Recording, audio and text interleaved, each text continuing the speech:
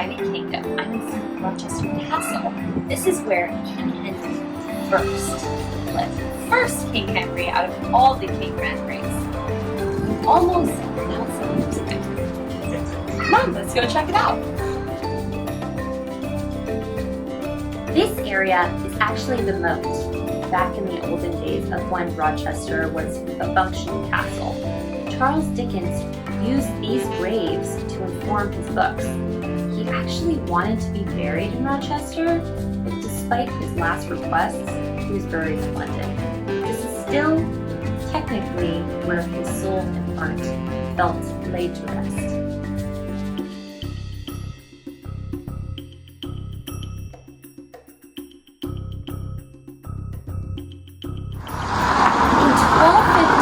Shortly after the Magna Carta was signed, Rochester Castle was under siege.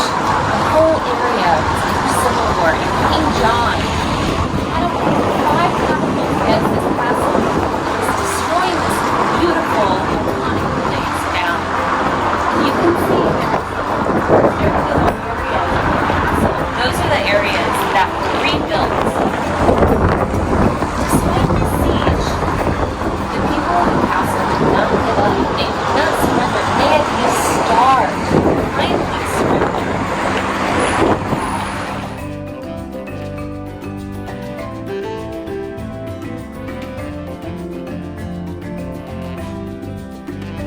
Remember how I was talking about how part of the castle was rebuilt, the circular part? If you look behind me, this is part of the rebuilt castle. The rest of it is rectangular or square, and this is quite circular or oblong, as you can see.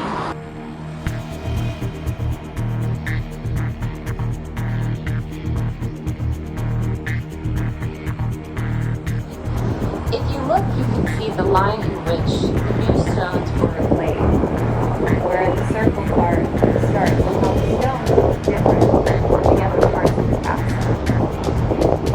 I am walking 200 steps all the way up to the castle doors to see what is left in this beautiful historic place, the Castle of Rochester.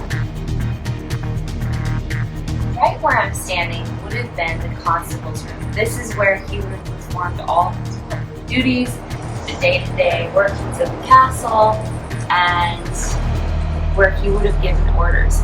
Right beside this room is where the doorway to the castle, which is fortified. King Henry really wanted this place to be extremely safe, so he kept on wanting walls and different safety areas for the castle.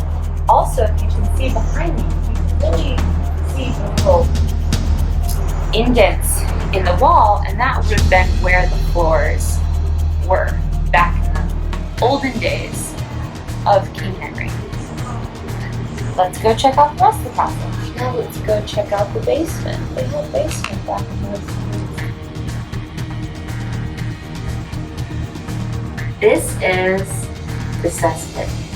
And this is where they would throw food, waste, and all that stuff. Basically the garbage dump. And whenever the owner of the castle is not in the castle, someone could periodically come back here and clean it out. Oh, what a rough job. Let's go. Look at how majestic and just strong this castle looks. You can see where all the floors would have been. You can see the different stone, Kentish dragstone that was used to build this. Awesome.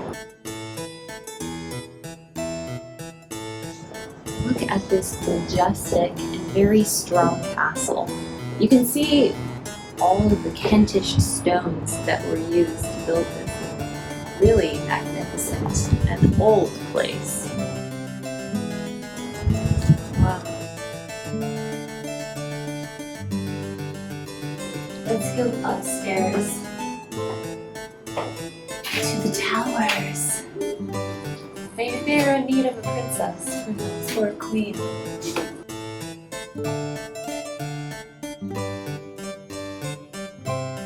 No castle would be complete without a chapel. Let's go see.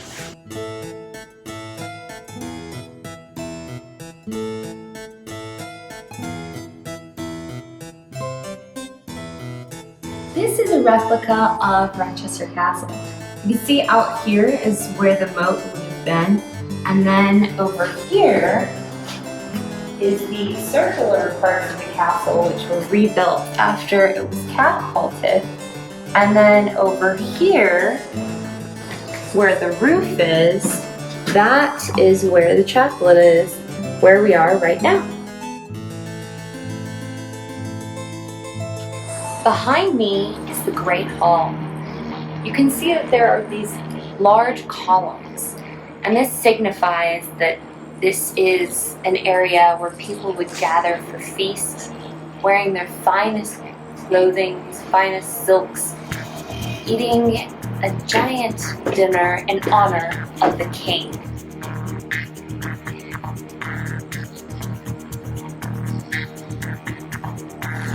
Behind me is the mural gallery.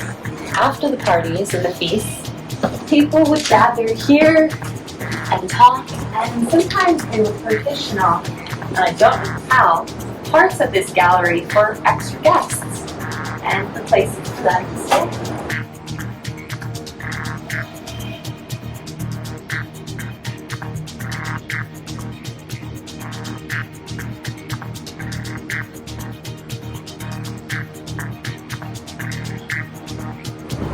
So behind me you can see where the castle was rebuilt, this arch, because this castle was sieged upon and they had to rebuild things.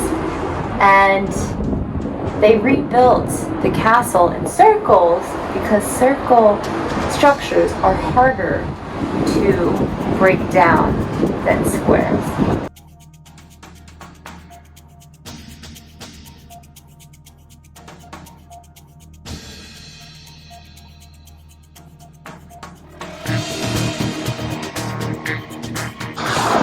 Now we're headed up top to the tower, to the edges, the roof of the castle. This is where the army would have protected the castle and where people would attack it.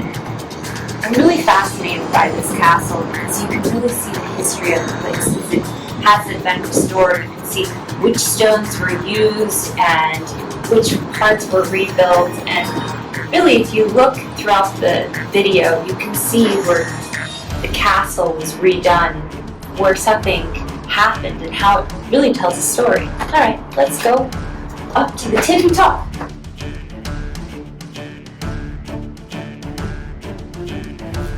Over here is the net. Can you believe that people thought it would be a good idea to use this net as their trampoline and jump into it? So if you visit this castle, this net is for the birds, not for your trampoline.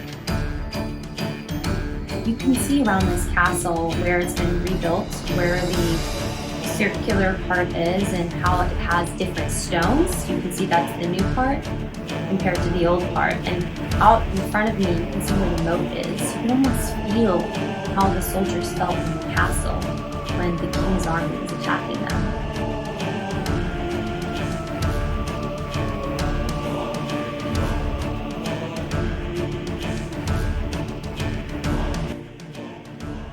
This is the part of the castle that was rebuilt, the circular part.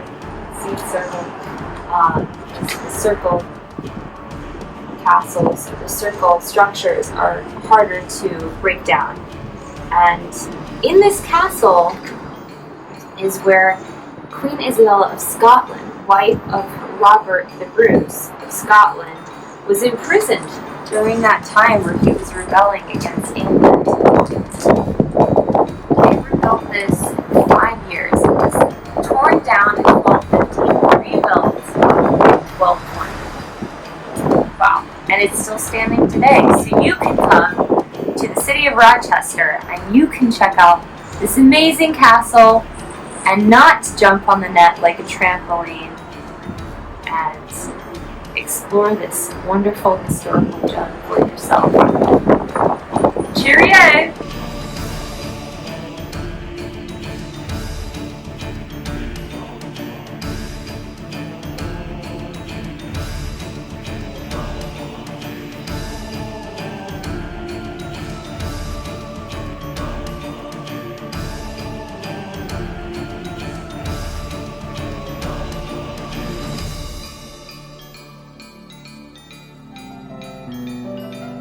Cheerio and welcome to Tiny Tim's Cafe, where I'm enjoying an afternoon tea in British way. This is where Charles Dickens is from, and I'm eating some, of course, cakes, scones, sandwiches, and most importantly, tea.